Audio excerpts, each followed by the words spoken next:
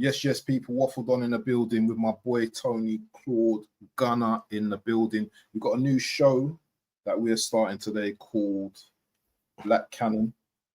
And this is going to be hopefully a show that we're going to be doing week upon week upon week.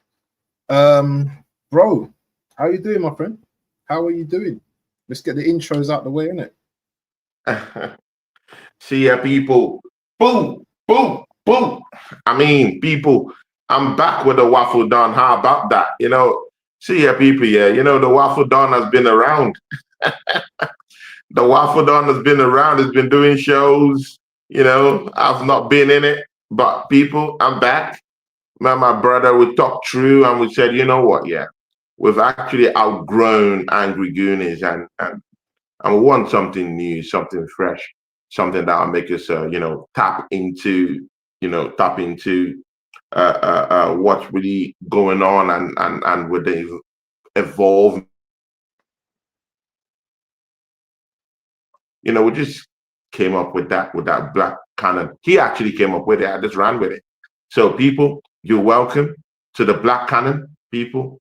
Yeah, you're blessed to actually witness the first episode of this show. And of course, like my brother, the Waffle Don said, it's the first of many episodes to actually roll in.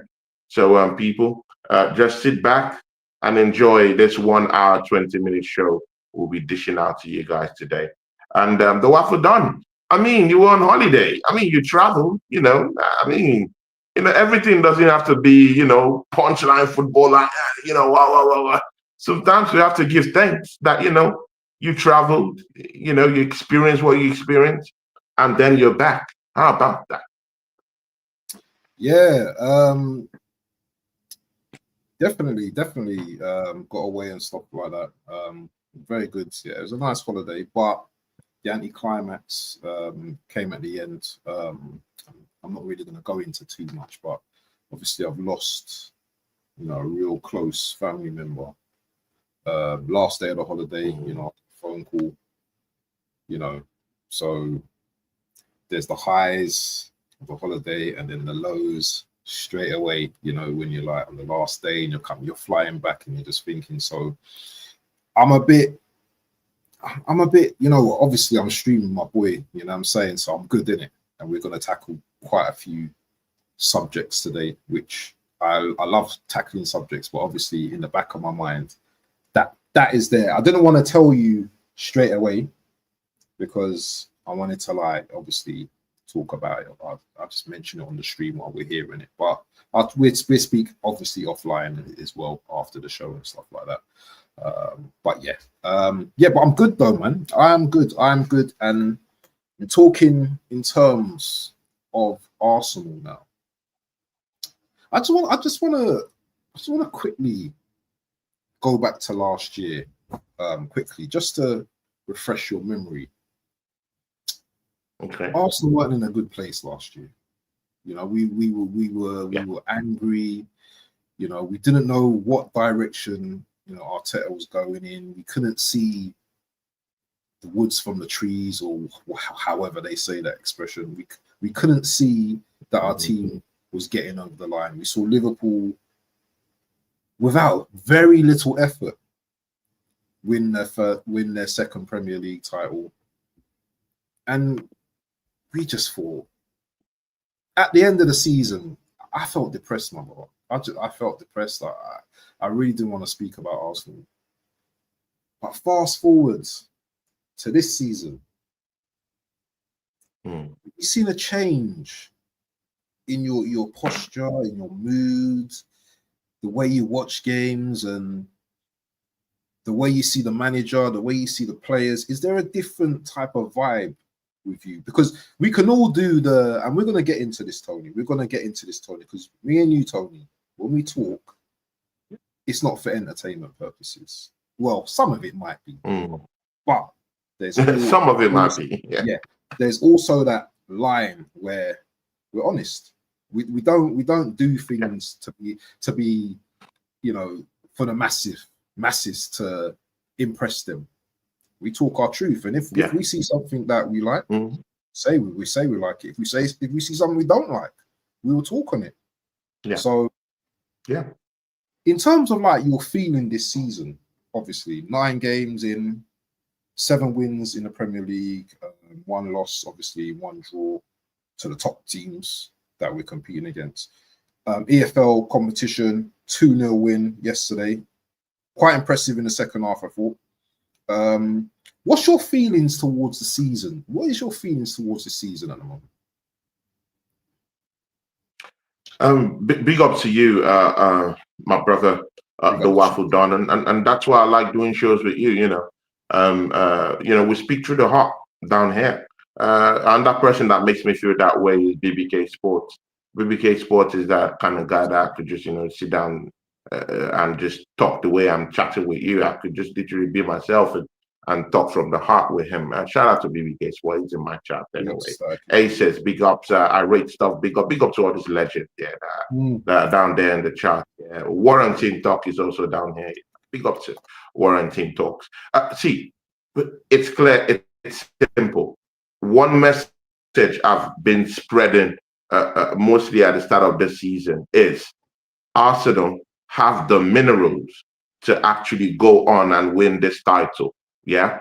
The only thing I was really waiting for was to see the summer transfer window. That was the only conviction I was just only waiting for. Yeah. That would convince me about the trajectory where Arsenal is going to. And when I confirmed what I needed to confirm from Andre Berta, it was all I needed to know. Deep in my heart, I already knew we already had a title winning team. And again, there were some confusions here and there when Liverpool actually signed Isaac, because Isaac was that striker that I felt, oh, okay, he's that kind of guy that I just feel like would slot into that number 9 slot that we've always wanted. He's always firing on all cylinders. He's a 20-goal striker any given season.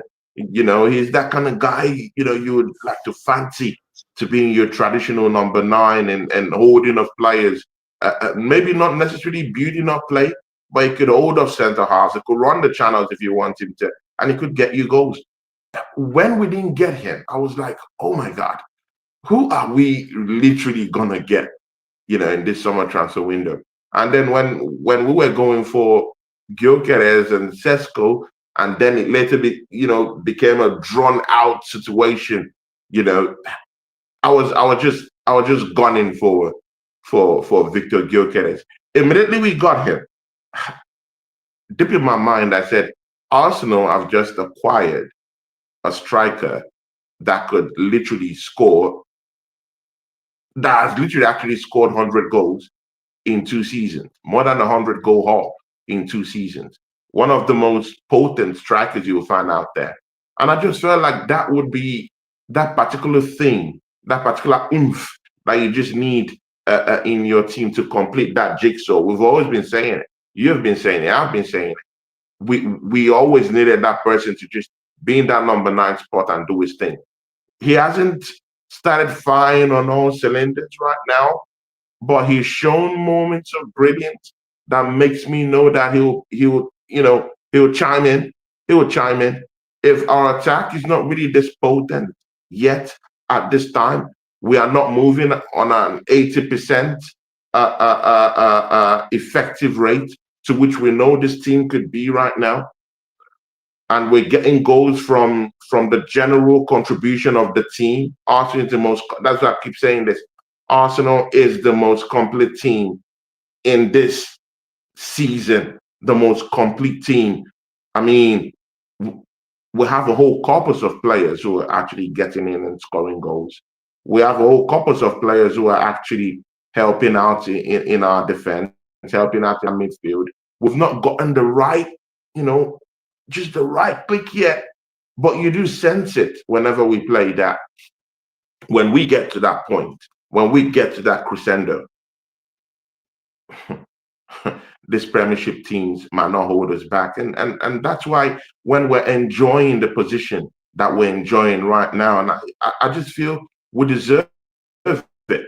Not only because we have spent lots of money, but the fans have suffered a whole lot. So I think this is our season, Waffle Don. It is our season. And then when you look at other teams around, I mean, at the start of the season, I knew many folks that swore that Liverpool have already won the title even before kicking the ball. I mean, I always have a problem with this kind of things. I mean, BBK Sports said Liverpool has actually will win the trophy. I mean, that was before the season started. That they would win the league already. People already gave Liverpool the win, and for me, that's very embarrassing. When you are a spectator of the Premier League, yeah, I mean, and you see your friends, you see podcasters, you see everyone in the media already dishing out the title to Liverpool at the start of the season already, even without even kicking the ball at all, without even seeing if Vert, who they brought for big time money, would actually acclimatize with the team, integrate with the team. That, right now, there's lots of stars in that Liverpool team. We were told they were going to cook, and man, they are not cooking. Liverpool ain't cooking. Look at their league position right now. They've been bundled off the EFL Cup by Crystal Palace. Crystal Palace have been them twice in as many as how many games this season. People, yeah, it's clear as night and day. Liverpool were the team to actually smack us up this season, but Arsenal have been able to break. We've broken the spirit. Let's get that correctly. We've broken the spirit. Arsenal is favourites in everyone's mouth. I mean, we'll get into that later on, yeah. But when you look at every major podcast out there, when you look at every major, I'm talking of rivals alike, yeah. Everyone has it on their lips that Arsenal is more than favourites. I'm not even talking of the bookies right now. I'm just talking of YouTubers that speak out of their mouths, speak out of the back of their heads, speak through their eyes. I mean, these guys have literally turned. Well, human beings, yeah. Human beings change, bro. And it's just in a snap of the fingers, all of them. What I'm just hearing right now, and everyone, I always say that Arsenal is going to win the title. Bro, I've even heard, I mean, I might be wild, yeah, people, yeah. But one thing I've not said is Arsenal is the best team in the world. Bro, even from rivals, I'm hearing that Arsenal is the best team in the world. Waffle Don, these are the things I'm hearing. I'm hearing we're going to win the league, unnecessary pressure being thrown at us, and we have to constantly prove these people wrong every given time. Yeah? Couple of matches ago, they were all talking about, set piece FC, Connor FC, Connor. You know what, yeah? Arsenal scored 2 open play goals yesterday. I mean, bro, what's all this argument about? You said? No one's gonna mention the open play goals though yesterday. So no one's gonna talk about that. I mean, Arsenal scored 2 open play goals. Yeah, against Brighton, not that it's even against Minos per se. Yeah, or like not like you're playing maybe Millwall or Swansea. No, you're playing against a full-fledged a Premiership side in Brighton. On a given day, they could spaz on you. So it's only good that we have to consistently this season prove the doubters wrong, and that's what I want because I'm an Arsenal fan. You have to prove the doubters wrong. You have to win games. And again, one thing we're doing this season that I would also like you to shed light on, because it's the Black Cannon, is the way we're winning this game. Yeah, we're winning ugly. And if there's one thing me and the Waffle Don have always talked about, it's about winning games by all means necessary, people. So what do you think? We're winning games the ugly way. It doesn't have to be beautiful football, and at the end of it, you get smacked up by Fulham away from home. It's no longer beautiful football, and then you get smacked up by West Ham in your own backyard. It's no more beautiful football, and then you stink up the place in Northumberland against Newcastle. So I don't know. What do you think? Would you take this ugly football would you take this ugly, very ugly Ateta ball right now, but at the end of the day, win the war and win the league? I don't know. What do you think? 100%. Totally, I'm taking ugly football to win our Premier League. I'm just sick of the narrative of people talking about performance this, performance that. You know, there was a time where, you know, Liverpool were playing well, you know, scoring how many goals? Do you know what I'm saying? Yeah, and yeah, they've won the Premier League twice in the last how many years? 5, 10 years. And yeah, they played beautiful football, but you know, they were going up against, you know, a very good City team as well, around those times. But what's important to me is winning trophies, and I don't care right now how we go about getting to the end. I don't really care as long as we're winning games. Ugly, as you said, I don't care. A lot of people say, well, we can't sustain this and stuff like that. Well, that's for the manager to worry about. That's for the manager to worry about. So far, you know, we've played 9 games, or is it 9 games? Yeah, it's 9 games, isn't it? We played 9 games. It's going to be game week 10 this week. Everyone's going to always have something to complain about. Everyone's going to moan about something. Now, I get that a lot of Arsenal fans, because look, I'm looking at Warren's comment here, and I think a lot of fans, I'll just start this as well. I think a lot of fans know what these rival fans are up to as well, because as much as they say, turn around and say, oh yeah, Arsenal going to win the league and all that, it's part of the mimic as well, because they're waiting for the huge fall. They're waiting for the huge fall. So they say all these things. Arsenal looking scary. Look at your boy Terry Flewers and all these guys, yeah, making big money from us, yeah, saying all of these things. Talk about it, Wakudo. Saying all of these things that Arsenal are scary, you know, Arsenal are the best team in the world. All of these men are saying this, and all of you guys, I'm not saying all of you guys in the chat, I say all you guys are flocking to these men, yeah, and giving them the views, yeah, because these men, as soon as they say that, one loss, Arsenal the worst team, Arsenal got the worst GA, Arsenal this, Arsenal that, and me and Tony, we're being looked at like nothing. You guys are nothing, yeah. You guys have nothing. So to answer your question again, we need to win a trophy. It's been 5, nearly 6 years that we've actually won a trophy now. Yeah, who cares about performance, bro? Yeah, we're very good at what we do right now, and isn't that what you do? You know, when you're very good at something, it's called consistency. Yeah, when you're consistent, you're very good, and you keep doing the same thing. You're consistent, and we keep winning and keep winning. Then it's good. Yeah. Why are people preempting the future and saying, what about if this doesn't happen and, you know, it's not sustainable? How do you know? They have to wise up. It's going to take a season for these guys to wise up on what we do. They're not going to work it out. And there's going to be teams that are going to be very good defensively against us. But there's going to be teams that are consistently not going to be able to handle the set pieces. But we don't just score set pieces. We don't just score set pieces. We might not score 3, 4, 5 goals a season, but where has that got us in the last 3 seasons? What have we won in the last 3 seasons? Playing expansive football. Nothing. Now, you might not like the manager. I get that. You might hate the manager. You might. This is what I'm saying as well. Yeah. A lot of us as fans, yeah, I think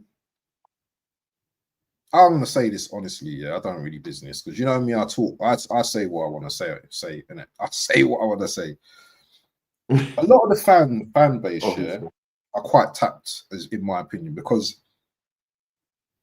if the manager does something well, yeah, it's almost like you don't want to compliment him, innit? It's almost like you don't want to compliment him. This season so far, apart from the Liverpool game and maybe the Man City game. Yeah, maybe the Man City game. yeah, and maybe the Man City game. Yeah, where we, obviously we clawed that back. Yeah, we could have lost that game. Yeah. You're still crying about certain things. No, what I'm saying is the league isn't won after 9 games, bro. You don't win the game. You don't win the trophy after 9 games. It's a season where, if you're a coach and you've coached, I know you coached and everything, Tony. Yeah, you have to be adaptable in a season. Yeah, you can't just like every game is the same. You know what, we set up this way. Games are going to change. Yeah, you're going to have players that change. Players are going to be injured. You're going to have weakened teams. You're not going to be setting out the same 11 every week. Yeah, so you're going to see the levels drop. Look at yesterday. Yes, look at yesterday, the first half in the Brighton game. The levels didn't look that great, but in the second half, the mentality shone through. Yeah, Ethan with a goal, Saka with a goal, because we have players that can win games. Yeah, I don't understand. Yeah, this rhetoric to consistently just be cussing all the time, because it's boring, to be honest. Yeah, and I'll be honest with you. Yeah, I've been watching football. I've been watching games recently. Yeah, and I've not felt that stress. I've not felt that stress. I felt comfortable. You know, like, all right, we might not be playing well as well at the time, but I believe that we can win these games. Can we win a title? That's another question. That's another question. Can we win a title? And I understand that the fan base are like, well, we've not been there for years. I understand that. Yeah. But it's a journey. It's a journey. Yeah, it's a journey. It's a marathon. Yeah. And at the moment, after the 9th game, we're looking quite decent right now. I don't know what your thoughts are about that, because I feel sometimes the fan base just go a little bit over the top. But that's my yeah, definitely. See, what for done? I mean, you've said a whole lot of things, so I have to unpack. I have to unpack most of them, but I'll start from the bottom straight to the top. I mean, we've been called Corner Kick FC. We've been, big light has been shone on Arsenal due to the avenues that we're using to actually score goals these days. An ESPN report some seasons back, when Liverpool won the title, with the same journalist, actually said, big up to Alderman, Ron Jeremy. He said, big up to Aces, Warren TV, all these guys on my channel. Big up to you guys, and of course, BBK Sport, all of them. Big ups to them, God bless you guys. Everyone in the media out there calling us Corner Kick FC, saying all these, hurtful words for us, When Liverpool won the title a couple of years back, there was an ESPN piece that came out and said, oh, Liverpool have devised means of using set pieces to win the title. And that same journalist, just a couple of weeks ago, actually said that Arsenal using corner kicks to actually score goals is very, very boring. I mean, see, I don't want to say that I'm correct in everything, but sometimes we need to put things into perspective. This is what I always tell most of the people I talk football with. Put things into perspective. If Liverpool have won the title before, actually literally scoring set piece goals, what's actually wrong with Arsenal actually scoring with set pieces? There is completely nothing wrong there. And again, we're talking as if set pieces isn't part of football. It's actually part of modern day football per se. If you're good at it, why not flaunt it? And this is what I told my guy at BBK Sports. Arsenal this season have perfected our weapons of mass destruction. What I meant by that, because sometimes people just look at, you look at the surface Yeah, and you don't really spend time to unpack, what's beneath the surface. Yeah, I said that. That's part of our, of our warfare. But that's what we have in our armory, bro. If we have Pito is in the house, it gives me $5. It says, "Big up Tony and the Waffle Don. Hit the likes and subscribe to both of these legends." Pito 316 is a legend on my channel. Big legend. He thinks that this is Arsenal's year, and he's not even an Arsenal fan. No, no. See, Waffle Don, Pito 316. He's not an Arsenal fan. Yeah, man supports me. Man motivates me. Man has told me. He said, "You know what? Yeah, I think this is Arsenal's year." Yeah. So if rival fans out there are actually really seeing what Arsenal is this season, people, I mean, then who are we, bro? I have not seen a coordinated effort in the media, yeah, where everyone in just 9 games are saying that Arsenal have the minerals to actually just win the league outrightly, bro. I've not seen it this quick.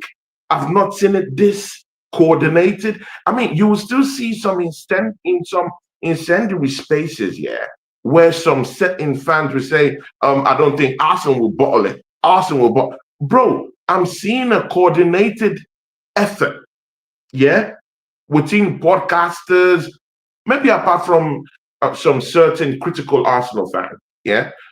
But rivals, I mean, everyone are changing their tune. Everyone are changing their tune and saying Arsenal is the best in the world. Arsenal will actually win the title. But again, you have to give credence to some of what they're saying. What makes Arsenal particularly scary this season? It's not even in our prowess in that we're scoring set piece goals. Throw that all away. It's not even in that. It's in that we are not conceding goals, people. I mean, I hate to explain this all the time. You cannot win a team. People, let me rephrase this. You cannot beat a team that isn't conceding goals. Wrap your head around that just for a little bit. You cannot beat teams, yeah? You cannot win a team that literally doesn't concede goals. And that's where the cake is there for us, the Waffle Done. You can talk about what Arsenal have done a couple of seasons ago, where we've bottled it. I completely accept those facts. But, even within those seasons, Arsenal did concede goals. Even if we did have technically one of the best defenses in Europe, we still conceded goals. In the FA Cup, we conceded goals. We're only checking what we considered in the Premier League. No, you don't use it and run away. You also have to use the statistics from the Carabao Cup, where we conceded goals. In the FA Cup, where Man United, dusty Man United, still beat us up. So we still conceded goals, even in the Champions League. But you know what? Yeah, all season, Arsenal have only conceded 1 open play goal. Bro, in all competition, bro, it is now scary. It's now one of the best defenses on steroids right now. I'll give you something to run with, Abs. This season is Arsenal's best defensive start to the season since our football club was created. I'll help you for you to be able to better wrap your head around it. Once again, I'll repeat that. This season is Arsenal's best defensive start to a season ever since this club was ever created. In other words, since the inception of Arsenal Football Club, this is Arsenal's best defensive start to a season. Bro, you can imagine a season where we're not even considering open play goals. I used to remember, even if we did have a good defense 2 seasons ago, 3 seasons ago, we still considered goals through open play. Bro, I can count the amount of open play goals we've scored that's been conceded by this Arsenal team.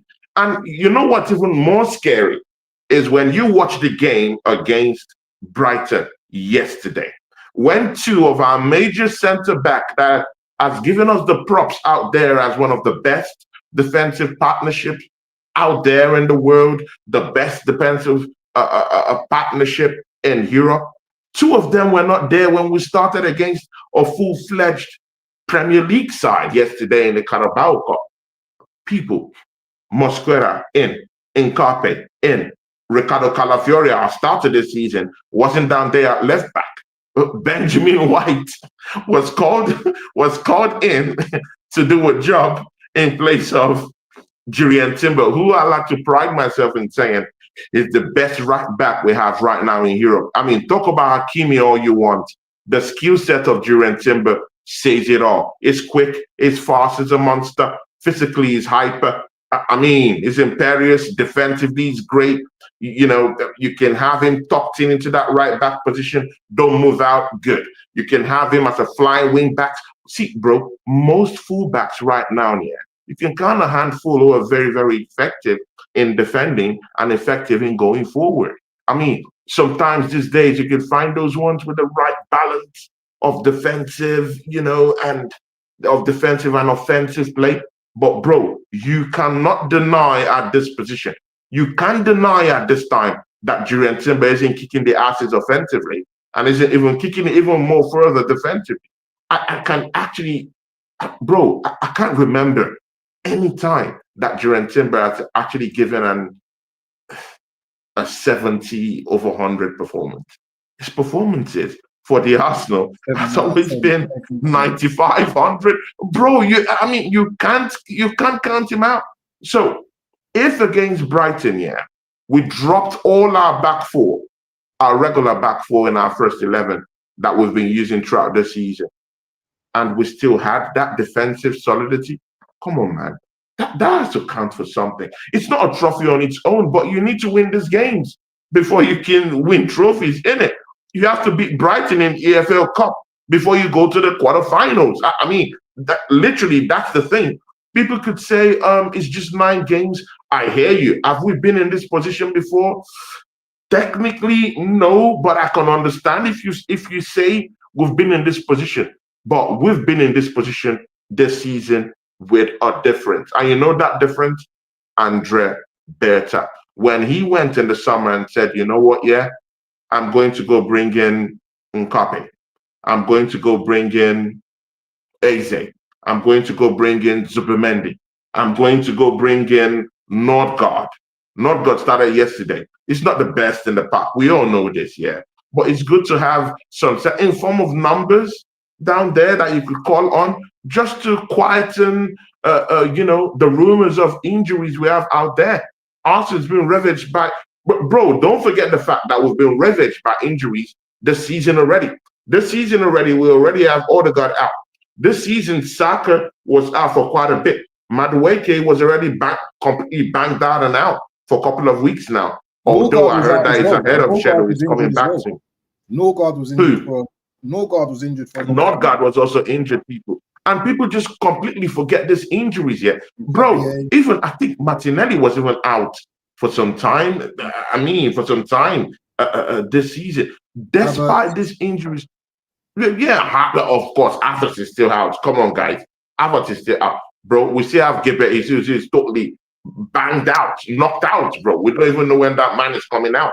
So, I mean, when you factor all these things into play and see how the squad is being managed right now, I mean, you just have to call a spade and say, you know what, yeah, despite all these injuries, despite everything, yeah, despite all the old rivals saying Liverpool was going to win the title, even before they kicked the ball this season, and Arsenal are where they are, and Liverpool are obviously where they are. I mean, that should count for something. And again, I told BBK Sport this thing when I had a show with him a week ago. I told him, I said, BBK Sports, look at perspectives this season. And Wafudon, you're a smart guy. You're one of the smartest guys I know out there. You can factor into this point too. Bro, Newcastle derailed our season last season. We didn't win a title because they also took points away, you know, away from home in St. James Park. We go there this season. We will right those wrongs. We get 3 points. Tap, boom. We come back to London. good and okay. If you don't really believe in all those things, no problem. Look no further than West Ham that came down to our own home at the Emirates and took points away from us last season. You know what? Yeah, Arsenal did them dirty, won the game, 3 points in the bag. That's the second team this season, last season that took away points from us, derailed our season, that we've actually gotten revenge, blood for blood, this season from. Good. If you don't really believe in these coincidences, yeah, maybe your third one would, make you think further. Fulham took away points from us last season, people. Yeah, we've never had good days at Craven Cottage. Bro, that's out that stank out there in Craven Cottage. I can't really remember the last time that we had joys in Craven Cottage. And during the Invincibles era and slightly after that, we used to enjoy our times at Craven Cottage. In fact, I used to like going to Craven Cottage most of the time because I knew that Fulham is that team that would just completely smoke out of the park and just win games. Going down there is a scary team now. For the past 4 seasons, it's hell on earth to actually go to Craven Cottage and get even a point.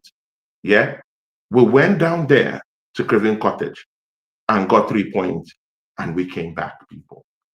Now, that's 3 teams that actually derailed our title season last season.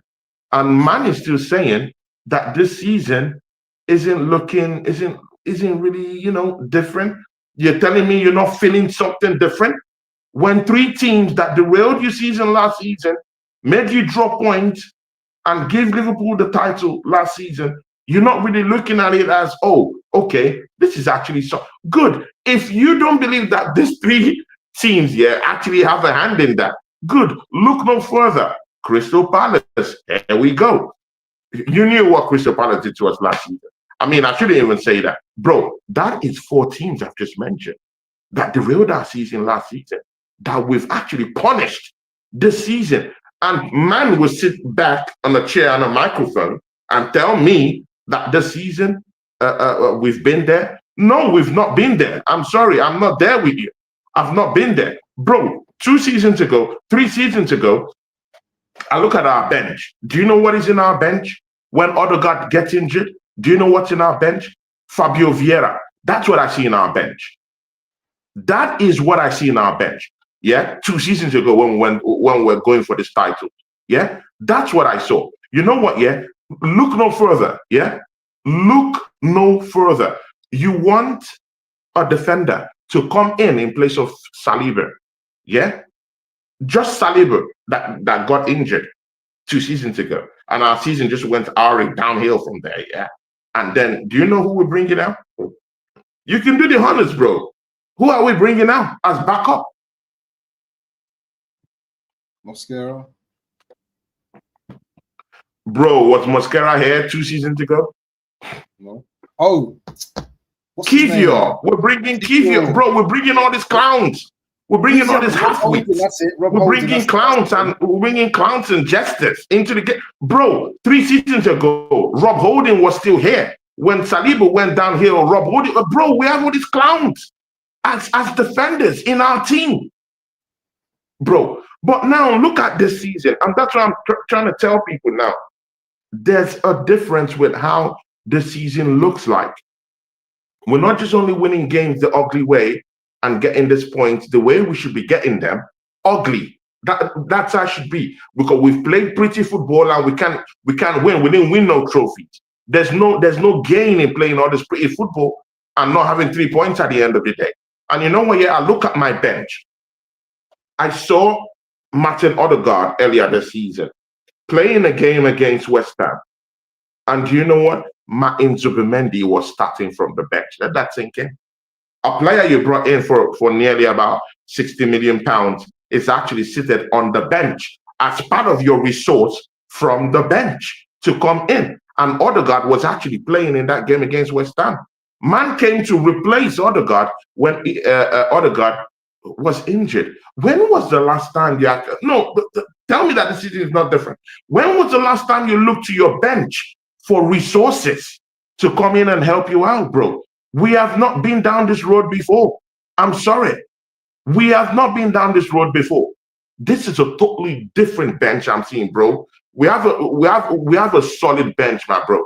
You know what? Yeah, Max Doman was our best player in the preseason games. How many games have Max Doman actually played this season? Even in the Premiership, how many games? The only game I could remember he played was against Leeds. I can't really remember. And that was our best player in preseason. Yep. That should tell you how big our depth is. That should tell you what Andre Beta did to this football club just by going and recruiting just the nice way. I mean, just the nice way. Go, do your transfer dealings quick, easy, and and allow whomever is the manager is down there to work with those players.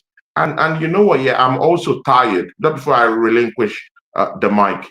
I am very, very, very, very tired of always hearing Mikel Arteta all the time. I want to say this. Whenever I'm having conversation with my Gunner friends, everyone is always talking about Mikel Arteta. And you know what? Yeah, Arteta is not the owner of Arsenal Football Club. Arteta is not bigger than the fan base. Arteta is not bigger than everyone who actually put their time and their emotions in contributing to the Arsenal. So let's remove that out of the play. Yeah.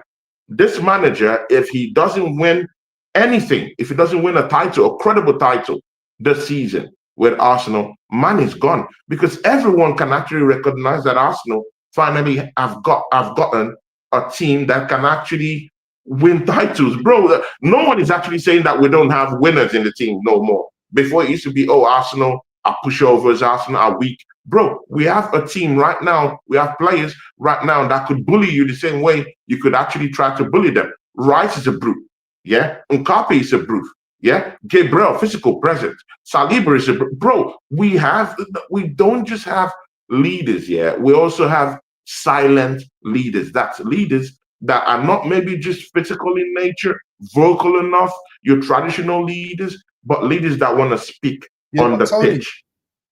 Tony, you would be accused of being too positive though, if you're speaking in this manner, and you saying all of this will probably, some people will probably go elsewhere and listen to like the likes of Terry Flewers, who's saying Arsenal are scary, Saeed saying Arsenal the best team in the world. These guys will go over there.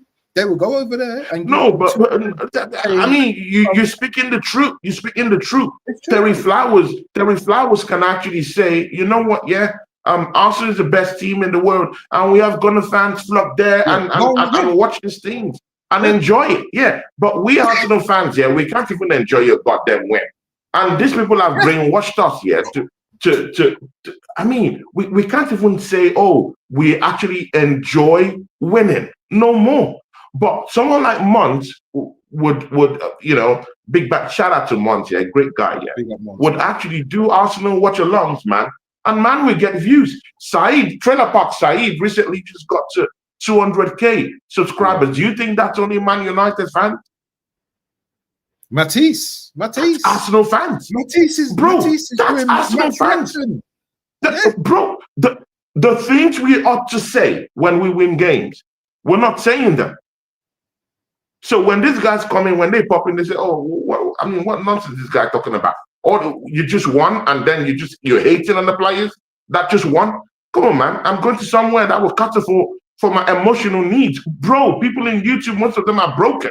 They need people to actually sometimes just say as it is, in a way, maybe not overhype it the way that Trailer Park Saeed or Terry Flowers does it, but they find those spaces as their home. They believe, bro, Terry Flowers is actually doing a good job in telling these Arsenal fans, yeah, that you have the best team in the world. You could literally take over the world. That's what Terry Flowers is telling this guy. I mean, I won't go as far as saying that anyway, but I mean, when they win, he's actually saying, you won. How if you about say that for a that, change? but if you're happy and you're, But if you say that, I mean, people come for me. I mean, come on. Even within my own clique, they'll say, "Oh, bro, what are you talking, bro?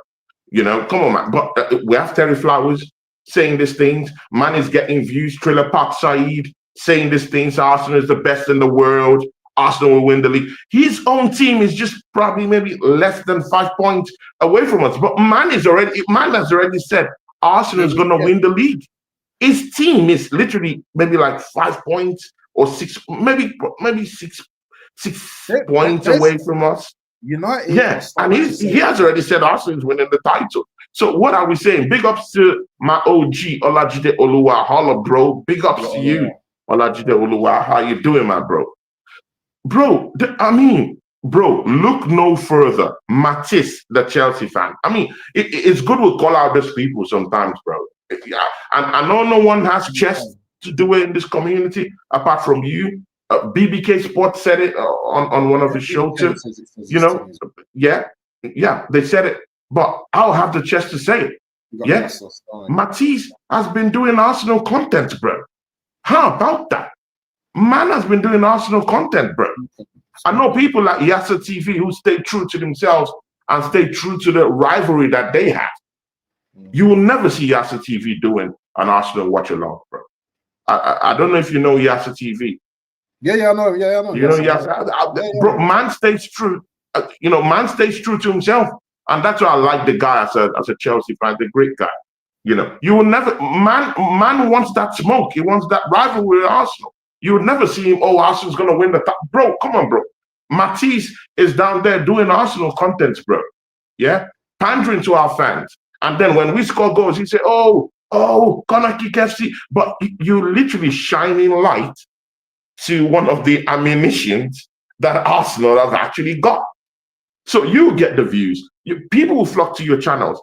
Arsenal fans will actually flock down there. You know, so I have to evolve with the time too. If Arsenal is doing something great, I have to say, hey, we're good. We're doing something unique. We're doing something great. You can apply the brakes a little bit, but this season, I don't think we have to apply any brakes this season. We're looking good. We're winning games ugly. We have a defense that's not conceding goals. We have a whole depth, a whole army in our defense. And you know what? Yeah, if we're not scoring to open play goals, we have some sort of weapon of mass destruction. Yeah, Canon PL. How about that? We have that going on for us, so we can actually tap into that. Big up to Oregon Gunning, and we're looking good, bro. Arsenal is in the EFL quarterfinals. I wanted Chelsea. I just wanted to, it's been a long time. I've actually smashed up Chelsea Football Club in a competitive cup game. I just wanted to be Chelsea. And they are very, very susceptible right now. If it's not Estavio helping them out or bailing them out these days, it might be Garnacho scoring goals for them. It's laughable. These guys have Tosin. These guys have Tosin spearheading their defense. Come on, man, this is laughable, bro. This is what I want. I want to play with these clowns. Bro, Chalobah. These guys are not even full-fledged. Bro, these mans are not even internationals in their own respective country. Bro, this is a clown show. Arsenal is going to smash up all these teams this season, bro. I'm not going to reserve. Bro, I'm not going to reserve anything because this is a season of difference. We are going to smash up all these clowns. And the biggest clowns I'm waiting for this season is these clowns in Europe. Because I don't respect any of all these teams in Europe, bro. This season in Europe, bro, Arsenal might get into that final with Bayern Munich. To be very sincere with you, the only teams I respect in Europe right now as a team, is Inter Milan and Bayern Munich. Those are the only two teams that on a good day could actually dish us a good footballing lesson and actually win. Those are the only two teams. And even at that, they would have to play against us. Those are the only teams. Every other team in Europe, bro, correct. We're better than all these teams. Bro, they're clowns. Can't you see Atletico Madrid, what we did to them?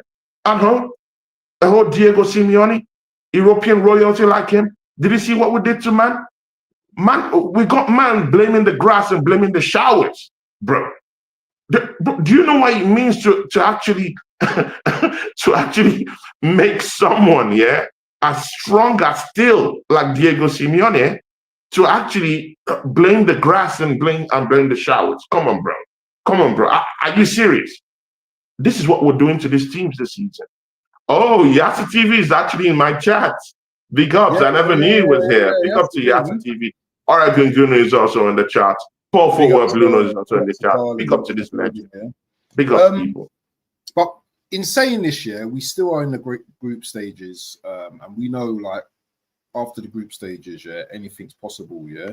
But in terms of, like, the league and stuff like that, yeah, and I need to go back to this point again, yeah.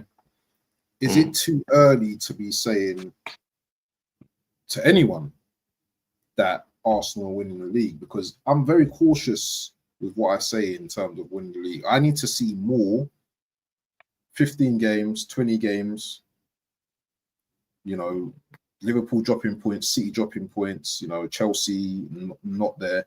I need to see that before I can start to believe.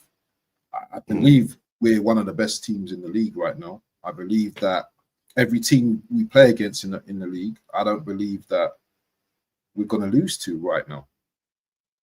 I believe we're going to lose to literally any team in the league. I know we've got Spurs coming up, which, you know, the derby games can be a little bit iffy because, you know... Bro, derby? Crystal Palace is a derby. Fulham is a derby. Bro, we're going to smoke up all these clown teams, bro. Do you really think... Bro... Tottenham got smoked out by Newcastle just yesterday, bro. Bro, all these teams are practicing. These are clowns. And you know what, yeah? I mean, they were all talking about Liverpool. They're going to win the title, yeah? They're going to win the title, yeah? Look at them. Look at the team. I was telling you that you can't trust this Liverpool team. You can't trust this man there.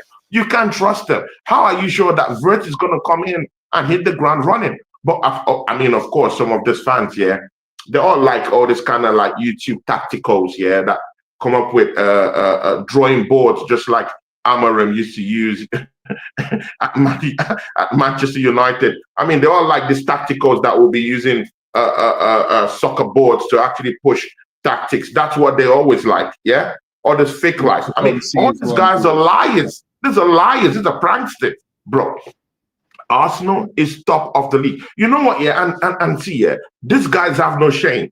Most of these rivals, they have no shame. Arsenal is already top of the league. They've already seen that their narrative about Liverpool is already dying out, and it's dying out fast. I mean, within our eyes, we've seen 4 back-to-back Premiership losses for Liverpool this season. We've just seen them taken out by Crystal Palace in the EFL Cup. And of course, these guys are smart. Yeah, these YouTube tacticals. They're very, very smart. They've seen that, oh, this Liverpool thing is a farce. It's a facade. I mean, it's now a literal joke. Man, I'm actually trying to figure out if they could actually sack their manager and, you know, get some certain kind of composure now to actually even qualify for the Europa League. I mean, I heard it, but some certain rivals, yeah, some certain rivals are crazy, yeah, and even some of our own Arsenal fans, man, started telling me after Manchester City started winning 3 games or putting 2 games together, started saying that Man City is gonna challenge Arsenal. I mean, and probably BBK Sports have actually said that. He shamelessly talked about Manchester City. I mean, and I told my brother, yeah, he did on our show, he did. And that's why I can't wait to have my show with him this week. He did say, though, that they can't win the league without Rodri. He did say that, because I've been back and forth with BBK about that as well. And, you know, Onome is so funny, yeah? Onome texted me the other day, and he goes, oh, Liverpool, they've lost again. They've lost, like, how many games in a row? And then quiet when they lost to Villa. Silence, didn't hear anything from him. Yeah, you'll never see him. Yeah. That's how he does. Sometimes he just completely disappears. He's one of those guys that if he doesn't take losses, like in a good way. Yeah, he doesn't take losses in a good way. But when they're winning, oh, you see him, it's all over the place. But Onome is a good guy, though. You know? Yeah, he's a good guy. You know, when they win, it's all over the place like 50 Cent. But you know, when they lose, man just goes and hides in a cave. You know, but again, it's all like good. this brother, like this You know, brother so here, Nems, the Liverpool fan. Been yeah, hiding. Nems, yeah, exactly. I mean, yeah, I mean, this Liverpool, they are in the dust. Yeah, they're in the mud, they're in the gutters. But the biggest one is, you know, some of these fan bases, yeah, telling us that Man City is gonna come and fight for the, you know, title against us, only for them to go lose against Aston Villa at Villa Park. And they're just looking for an excuse, and they're like, oh, Man City, we don't think they can compete no more. Okay, you know what? Yeah, I think that Manchester United will actually go for the title against us, just to give an excuse so that Arsenal, so that they won't say that Arsenal is gonna win the title, so that they would say that Arsenal's gonna bottle it. Right now, they're not even talking of Man City no more. That Liverpool narrative is already completely banged up and dead. Right now, this man's here are literally talking about Manchester United staging a comeback and challenging Arsenal for the title this season. I mean, do you see how ridiculous the agenda is over Arsenal? Do you see how laughable these narratives are? Yeah. Now, I mean, they've completely forgotten about Liverpool. I mean, after that loss against Aston Villa, many of them are now quiet. They've grown cold on Man City. Suddenly, they are now talking of Manchester United staging a comeback and actually wrestling the title with Arsenal. But it's laughable, and that's why I want Arsenal to go on to win the start of the season, because these man's are liars. These are liars. These are clowns. These are liars, bro. See, this season we are going to win this league. There's no questions about that. No questions asked. What I'm even looking at ahead right now is if Arsenal could actually win a treble this season, bro. Let's talk about it. What for done? What I'm actually looking at this season is maybe Arsenal might win a treble. This people, I'm not doing this for clickbait. I'm not doing this for you to, you know, to kind of like love the Waffle Don channel very much or love the Tony Club. Bro, I believe it. I put my neck on the line, bro. Arsenal might see, bro. It's increasingly possible, yeah. Apart from Opta and this computers and this supercomputers, yeah, talking about Arsenal winning the league and winning all this stuff, yeah, bro. I literally think that we could, bro. I am the winner. Aces. I am the winner. I mean, you need to go see the just pause yesterday. Man is crying, bro. Bro, can't you see that all our rivals, they're all crying. They're literally crying right now. Liverpool in tears. Don Hussam can't believe what he's seeing. Man is crying in streams these days. Is holding, bro, man is holding all these shows all together. I mean, man is camping. Judge Mo can't even believe what he's seeing, you know, but he's just, you know, Judge Mo has a heart. So, you know, he keeps going, you know, he just keeps going like that, you know. Man can't believe what is going on. Months can't even believe it. That Arsenal is top of the league after them leading by 5 points this season with 100% record. And man, they can't even touch there. They're not, bro, these mans can't even get top 4 this season, bro. These mans are tired, bro. They're flabbergasted, they're shocked, they're gobsmacked that this is our position this season. Yeah, all these people, all these guys, bro, they're shocked, they're shook. Mans are shook. They can't believe what he's seeing. We are the winner. I mean, see, Waffle done, yeah. Forget all these stories. I mean, herald your team, support your team right now, bro. Bro, you don't have to be on the. I know you're almost like a politician. You're almost like a politician, bro. I mean, I'll tell you the same thing I've told BBK. Don't be on the fence on this one. We're winning this. We're winning this title. No, but you said treble. You mentioned a treble. That's gone. Bro, Arsenal just went into the EFL quarterfinals, bro. Bro, are you not seeing the bigger picture that I'm seeing right now? Are you not seeing the bigger picture? Arsenal is in the quarterfinal of the Carabao Cup. Arsenal is top of the league in the Premier League right now. Bro, Arsenal might literally wrap up this league title by March.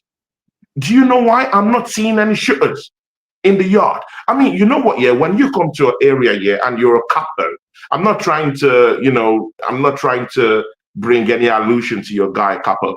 I'm just saying, when you're a Capon, you're a Capel. When you are the couple in an area, yeah, and you see all your other couples being murdered, in a spree by your guys, yeah, and then you become the king of the area and you don't see any more shooters around. I mean, you just have to sit down, relax, take your turn, and just enjoy the ride, because all your old rivals have all been shut down. And you know what? Yeah, let's completely bury this Manchester City thing here. We have Erling Haaland that has scored almost entirely half or more than half of Manchester City's goals this season. Man has played in the internationals. He scored lots of goals in the internationals. He's putting a big time effort in the internationals. That's why players like Odegaard are down and out, because two of them have been putting lots of effort internationally, and that's why he's down. Haaland might meet his Waterloo. Now, man played in the summer in the Club World Cup, consistently being used in the internationals. Now being ultimately is carrying that Manchester City team, scored more than half of their goals this season. He's looking good right now. But what happens when, something happens and he's not on point in a game like Aston Villa? What happens when he's not on point with a game against Brentford? What happens when that Liverpool game is approaching and man can't even score? And suddenly you're now seeing City 6-7 points away. Bro, they're already 6 points away from Arsenal, maybe like 11 points away. If Arsenal rakes up nearly up to 10, 11 points away by January, away from these rivals, bro, by January, bro, it's the end. By March, without this title. Can I say this, easy though? peasy. Can I say this, though? We've seen this before, haven't we, Tony? We've been here before, haven't we? Where we've been 9-10 points ahead of Man City before. Yeah, what needs to change, and this is from a statistical approach. Yeah, what needs to change this season? We was 9 points ahead of and it was that one game against Liverpool where everything changed. Remember, we went Anfield and Xhaka riled up the fans, and we were 2-0 up, and they came back to 2-2. What needs to change this season for us to go on and win this league? Number one, I just think that number one, it's Mikel Arteta. Number two, Mikel Arteta. Number three, Mikel Arteta. That's all. That is the only excuse that could blow our title dreams up in smoke this season. It's the only one. Bro, see, yeah, not even top. Big up to Tony Neri. That's another legend in the charts. Tony Neri, Blackbird to Aces, Paul for Blue Notes. Big up to these people. Oregon Gunner, another legend in the charts. Small Leaf gang. See, yeah, bro, where were we? What topic were we? Yeah, we were talking about literally Arsenal. Where can we win the league, like from past years where we've been 9 points ahead, and sometimes it just takes one game. Yeah. Sometimes it takes one game and the mentality goes like and the mentality is gone. Yeah, and I told you that it's Mikel Arteta. Yeah, he's the only one that can literally derail the season. That's pure fact. Do you have a concern about that though this season though? Do you have a concern about that, or do you think he's learned this season? Because we can sit here and talk about, we think he's learned and stuff, but the proof is in the pudding, right? We have to see that season. The fact is this, no one can dispute that Arsenal doesn't have a team that could literally win titles. This is the thing. No one can actually say we don't have the resources to win. Before, it was more of a topic of we don't have the resources to actually go on and win. So when we have players like Saliba or Gabriel go out the window with injuries, we don't have the necessary backups to help them out. That used to be one of the complaints we usually used to have. And this season, that's no more because of the depth we have in the team. And not just depth or a big squad per se. We have quality in that big squad. There's no way you can look into our squad right now and tell me that Merino off the bench isn't something good. That Max Doman from the bench isn't good. That Waneri in the bench isn't really good. That someone like I mean, bro, Nkapi, Mosquera off the bench, Benjamin White off the bench, Maslow with Skelly or Ricardo Calafiori off the bench, bro. In multiple positions, we have quality players.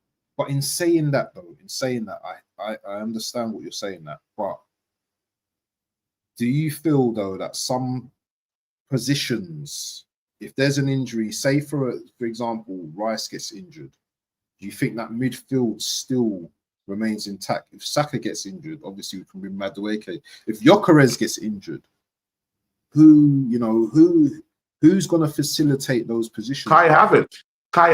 I mean, last time I checked, Kai Havertz is still a part and parcel of Arsenal. He's still being paid by this football club.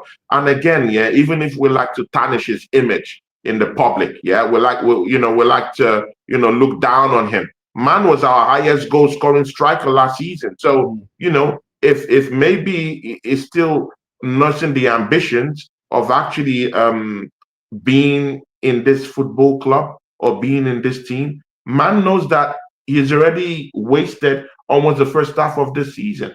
Man knows deep within himself that he's got a chance to actually gazump Gyökeres in this team. Because to be very sincere with you, Gyökeres hasn't really fired up on all cylinders, in it. He hasn't really fired up on all cylinders, in it. He's gotten some certain kind of goals, but Kai Havertz will be looking at Gyökeres now and say, you know what, maybe, just but maybe. Is that not healthy though? Is that not healthy competition? Yeah, exactly. And of course, definitely. I'm not saying he's the best. I'm not saying he can do it.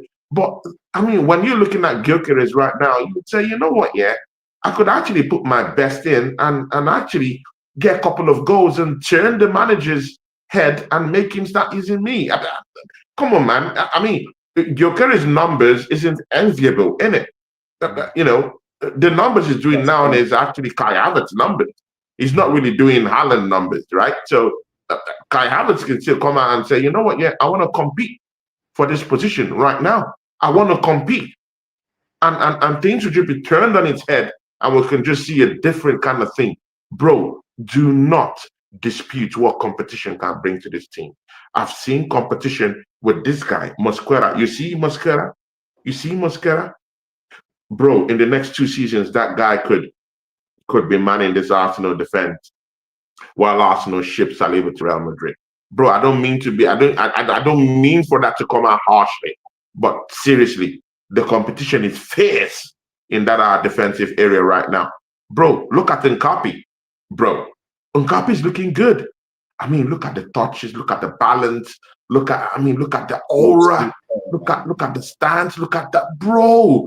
I mean, you cannot think you can't fathom if this guy was really bought for Isa. Bro, it's a steal. Mosquera is a steal. And you're wondering why didn't the Madrids and the Barcelonas of the world, why weren't they alert at a player like Mosquera? Man has just come in, starts in that Arsenal centre-back position, and made us ask questions. If Saliba is not really fit, I can actually say Mosquera can be there. I mean, he inspires confidence. He might not really be that kind of guy with that big, huge physical presence, but he's tall enough to inspire fear. And it's good aerially. His recovery, oh God, you know how many recoveries, how many interceptions he had in that game against Brighton. I mean, man is a beast. Not maybe a physical one, but technically he's a gifted player. And it's that kind of player that you can ship around all across that defensive setup. He plays in that centre-back naturally as his natural position. He could actually lean back towards being a fullback in that right-back area. Mind you, he also played in right-back for Arsenal this season when Arteta shuffled the deck. Man can even play in that left-back position. Bro, Arteta has tried it already, bro. He's played everywhere. We've seen it. Bro, This is what we're talking about. So we have to look into the perspectives. I think Arsenal has a broad depth of players this season. Our bench looks a little bit okay. If you can call on your bench and they come in and they give you and they give you 2-0 over Brighton, that's a full-fledged Premiership team in an EFL a fourth-round game. I mean, the bench isn't really that bad, isn't it? And Max Doman was our best player in preseason, and man can't even get games. Yeah. That's how I don't want to say that's how good, but that's how competitive it is to get into this Arsenal team. And that's what I want to hear. But anyway, I want to talk about the Burnley game quickly. Yeah. Now, I don't know. You probably just going to just write it off as an Arsenal win, but I don't see it as that. You know, I saw Liverpool go there and struggle. Liverpool went there and struggled. Remember, we've not played an away game for a while now. I think the last away game was Newcastle, I believe, isn't it?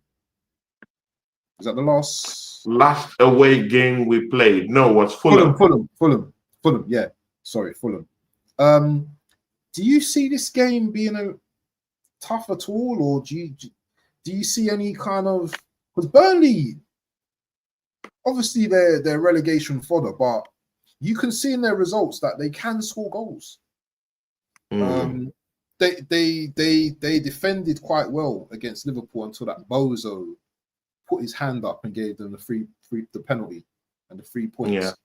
Can you see a similar type of game? Us going there, low block, defensive stance, because it wasn't a low block that they played last time. It was defensive. They just went all out defense. Tried to break, but they weren't getting nowhere. Do you see a similar type of game when we play them on Saturday? See, going to Tough Moor on its own. I mean, in that stadium, they have that giant killer, that giant killer aura in that stadium in Tough Moor. So going to Burnley on its own, yeah. I mean, you can look down on that Burnley team, yeah. Come on, man.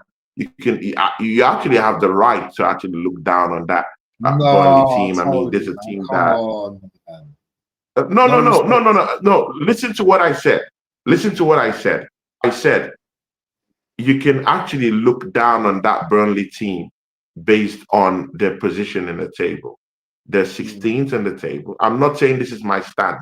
I'm just saying for a neutral who's looking at the game, from the outside. Yeah. 16th in the table. They've only gotten about 10 points. They've scored about 12 goals. Yeah, and they've conceded 17 goals this season. That's the third worst defensive side in the league. So they concede goals. Their defense is rubbish. So this is the thing, yeah.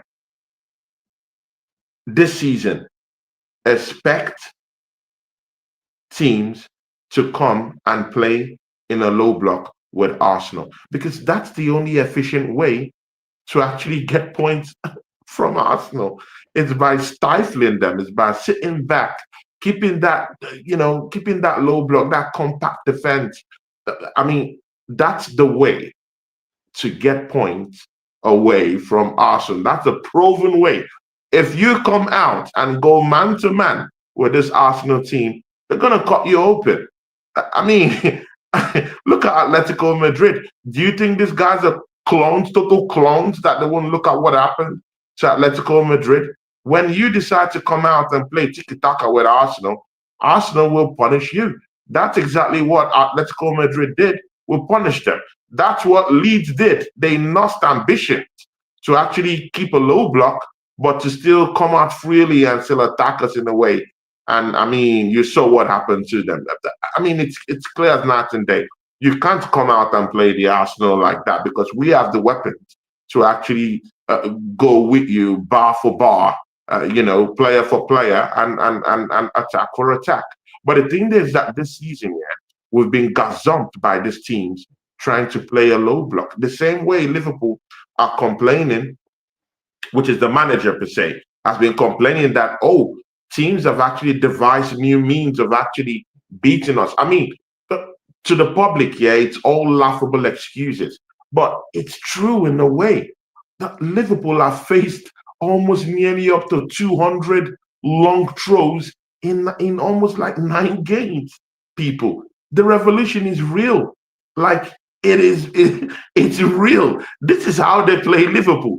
I mean, they're being bombarded by long balls. They're being bombarded by, just hit and run kind of football that they can't really cope with what is really going on. The way teams played against Liverpool last season isn't the way they're playing with Liverpool this season.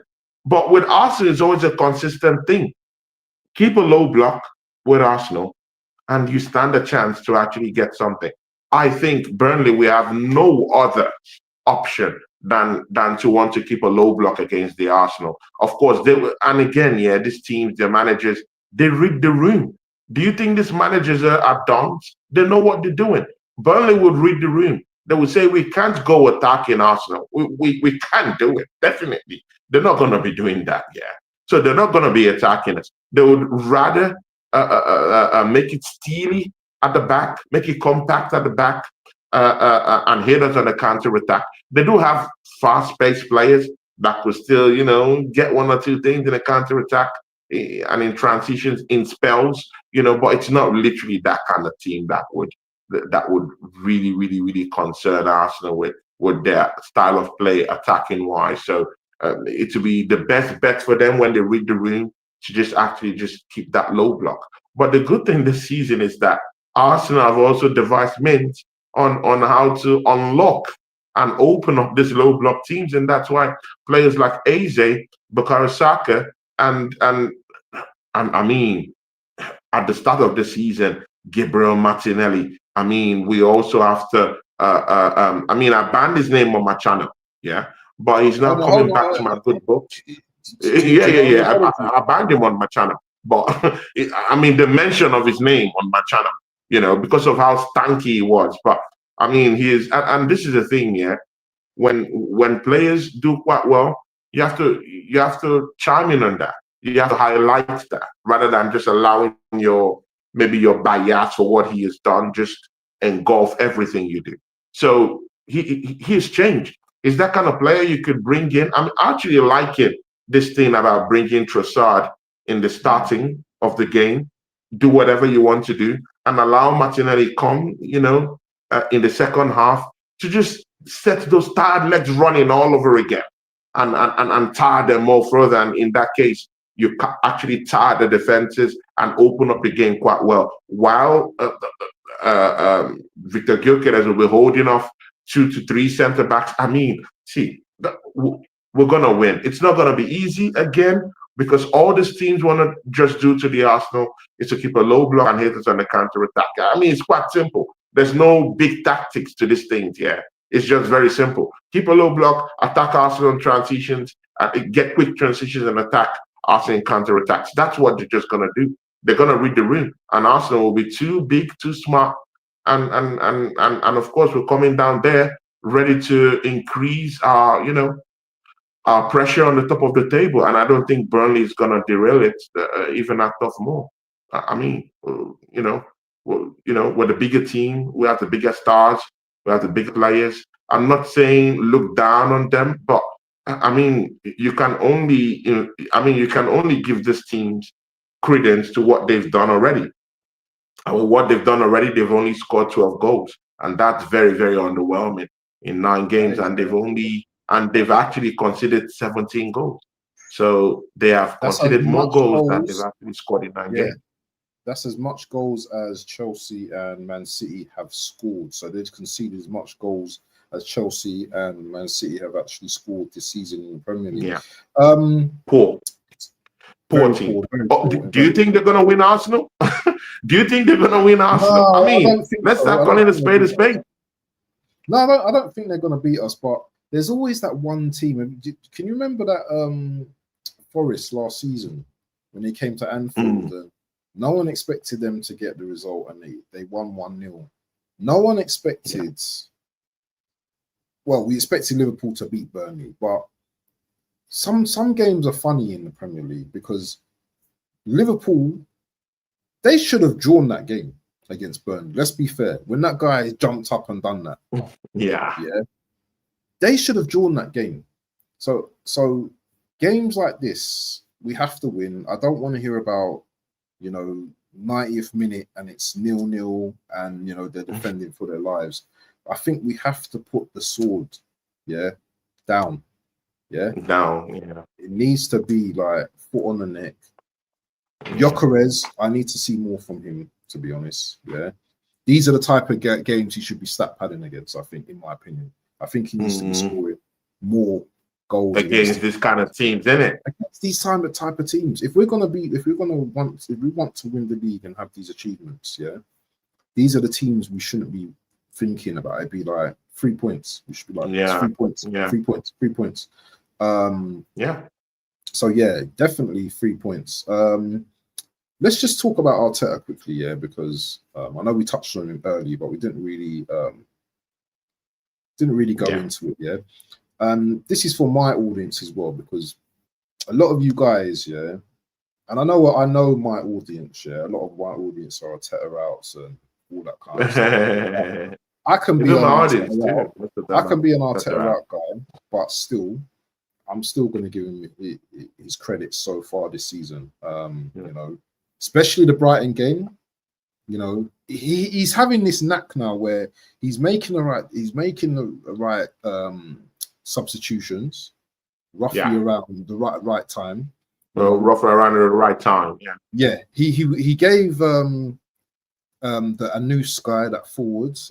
He gave him an opportunity to start. I thought that was a really nice, because I thought Gyökeres was going to start, or Marino was going to start as a striker, and he didn't look too bad. Dalman started yesterday. Ethan started yesterday. I know there's people that probably want to see Ethan a lot more, but I think Ethan's going to get his moment. But can you see? Ethan has talent, but you can see that he's not quite there yet. He gave the ball away a few times in the game and stuff like that. So what we don't see, the manager sees, isn't it? Maybe in training and stuff like that. So I'm saying to myself, at this moment, Arteta's doing what he needs to do right now. And you know what?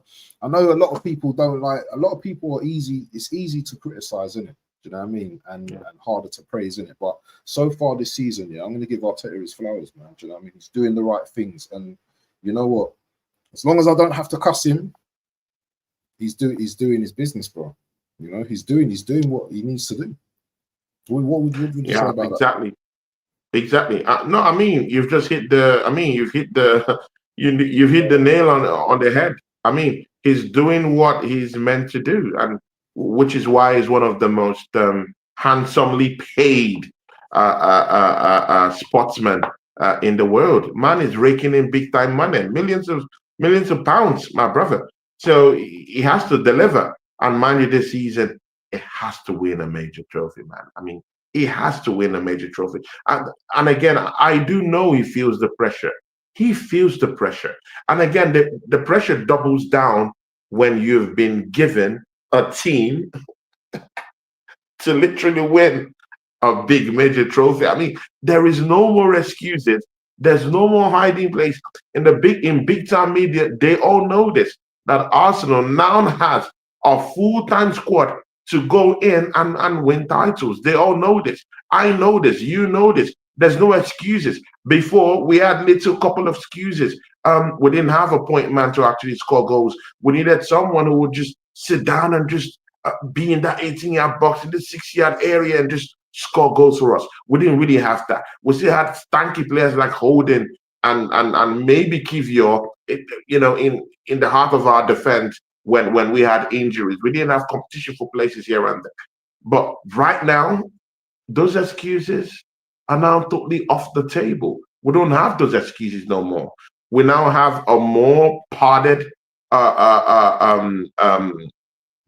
resource at the back. What I mean by a more padded is that it's now more airtight.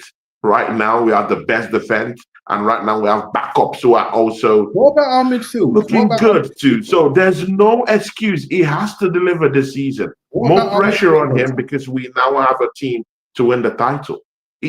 There's no, I mean, he's doing what he's doing nicely right now because he now has the resources to actually cope. Maybe So before, what about this comment? the What about this players weren't comment here? really ready. But What right about this now, comment here? he has what it takes, even What from about the this comment? bench. What Cap about this says comment here? if he starts shoehorning Havertz and Odegaard back into the 11, won't win anything. No, no, no. I completely don't agree with that. I completely don't agree with that. See, and I keep saying this, we have a big squad. Let us flaunt it. See, we have to be ready, yeah, to reshuffle the deck. Even at the start of the season, yeah, to dispute this fact, or what Cap just said, we were always rotating at the start of the season, and we didn't get Was it? beat. We didn't lose games. We didn't lose games. We only lost a game to Liverpool, and that was a worldie that they scored with. That was a worldie that they scored with. Apart from that, we weren't really beaten. At the time, we weren't beaten by any team. But the thing there is that you need to rotate. Let's don't make this. Let's don't make this a gimmick right now. Yeah, we would have to rotate heavily this season. You have to brace up to that SA option. can't play Yeah, every single game. You can't play every single game. these players can't play every single game. Come on, man. Rice can't You play every have to single game. rotate. Odegaard will have to come. And it's not shoehorning, it's competition for places. That's not shoehorning. That's competition for places. Yeah. I'm not looking at Gyökeres right now and saying he's in the best place he can be. No, I don't think so. He needs a little bit of a nudge up there, just a little bit, pause. He needs, just a little bit of a push. Yeah. And if we have Kai Havertz actually coming in, maybe in the 75th minute, in the 80th minute, to kind of like just put that fire, under Gyökeres, he knows that there's competition. And something could just come out swinging at the end of the day. Even with Odegaard, people were always saying is our creative spark. Okay, let's bring back our creative spark, not just shoehorning him in there, yeah, but at times just kind of like reading the room and putting the player there that you feel can give us the best competitive edge against these teams. Because even Eze playing in that number 10, He's not he's great. not really. He's not even. It's good, but I'm not even really seeing 100% Eze. So let's don't even say that Eze has really been totally 100% or something. I'm just really seeing like 60%, 70% displays from him since he's been playing that number 10. How about more competition to actually bring out the best? I want to see 100% performances by the player. But see, this is how I see it, Captain. I hear what you're saying, yeah, but I think both of these players bring different attributes, and exactly to the team. Eze's just got us 3 points, by the way. Yeah, that's massive. Yeah, even though he doesn't play well, Eze can produce some type of magical moment or some kind of clutch moment at times. Odegaard gives us something more different. He's more of a, I would say, Odegaard's more of a team player. He's more unselfish. He looks to might be the pre-assist or the assist guy. He doesn't shoot as much and stuff like that. But that game against Olympiacos, where we saw the real Odegaard from previous year, if he can bring that into the team, back into the Premier League, then we've got a crazy squad, bro. I'm telling you, we've got a crazy squad. Yeah, exactly. Be optimistic. We don't have to look at it as shoehorning. We have to look at it like as competition for places and a bigger corpus of resources to tap into. All these players, and again, that was part of the reasons that derailed our season, where we kept using the same kind of 11 to actually play all these games, the Carabao Cup, the FA Cup, and then the Premiership. It's too hard. These are players, these are human beings. I've played football before. I know how, how physically exerting this, this kind of things to just go through a whole season, and you have to run, you have to keep a pace, you have to also, there's lots of pressure on you to actually deliver. You need a whole corpus of players to bring in, and rightfully so with what you said. They bring different abilities to the team. And again, let's don't dispute the fact that before Odegaard went out injured, when he came back from injury the first time, we started seeing him picking those passes, finding Gyökeres here and there, just a little bit. We started seeing, transformation in his game before that second injury came and took him away. So, maybe if we get to that position where Odegaard is fully fit, maybe we can bring him in games.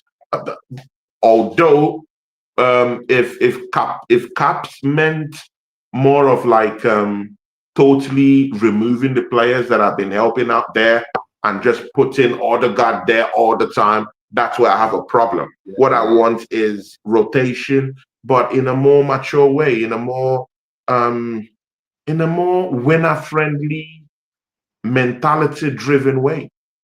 That will make sure that everyone is involved, that everyone's hands on deck. Your 10 shouldn't be running around making tackles anyway.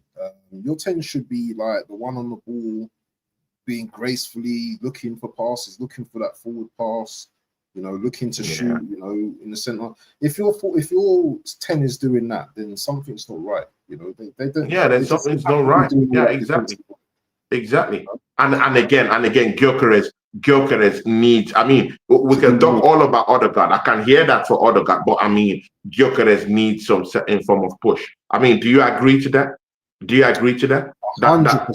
We'll have to talk about come on, man. Hey. Even bringing Havertz to that conversation is even a big error, because we need Gyökeres to score goals. And in doing that, the only thing we can do, because we cannot go to the transfer window and bring in a striker now, that's done. Yeah, that's done. So we need to use what we have right now and actually make good use of what we have right now to put competition, on Gyökeres' doorsteps right now. So Kai Havertz is literally the only guy that could do one or two things down there. So it's a must. We need to bring in Kai Havertz to play some added minutes and see what he can do too. Because right now, that number 9 spot, it's open for anyone. Even Gabriel Jesus can come in and take that position, bro. Because man is now getting injury-free now. I heard he might be coming back around December. I mean, if he comes in and he's scoring goals, I mean, bro, I want to win the title. I'm not here to be friendly with players. Bro, I'm not doing that. I'm not here to be, to hold hands and run to the sunset with Gyökeres. No, that's not what I'm doing here. I want to win a goddamn title. So I'm completely shameless with how Mikel Arteta might want to shuffle the deck. I agree to rotation, but rotate in a more mentality-driven way that will give the team a competitive edge. And I'm okay for that. I'm totally okay with that.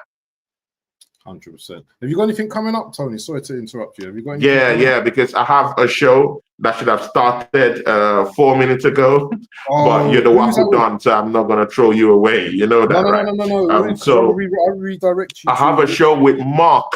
I have a show with Mark right now. Yeah, the Red Divide. People come follow me. I mean, Mark. Talking about top gooners and top Man United fans. Yeah, I mean, Mark is a top Man United fan. I mean, let's get that serious. Man has started already talking about, Arsenal, about Man United launching a big title ambition, bro. Man is talking reckless, bro. So I have to put him in his place in the show. It will be coming up in the next 1 minute. Yeah, I'm going to redirect to you guys. So listen, guys, we're going to redirect to Tony's channel. Mark FUFC, Big Trini, big up to my Caribbean people in the place as well. We're going to go over to there now. Listen, if you're not ready for the war yet, then I'm telling you, you won't be prepared for this, because it's Man United versus Arsenal. Are we bringing back the fight now? Are we bringing back that? Yeah, we're bringing back that fight. We're bringing back that fight. I mean, he's literally seeing his team as a team that is on the comeback, and he thinks that they could literally challenge Arsenal. I'm all up for that smoke. It's okay. It's good. It's good to see Man United fans having chest. 2-3 games in their back. Yeah, bring the chest. But listen, people, we're going to wrap this one up, big up to Tony. First show, the Black Canon. For the Black Canon. Make sure you tune in next week, because hopefully we'll be doing another show as well. big up to Caps and big up to everyone in the building. Too much to mention. I'm gonna let Tony go. Anyway, peace. We are out, people. Peace. We are out. Peace. Peace, people.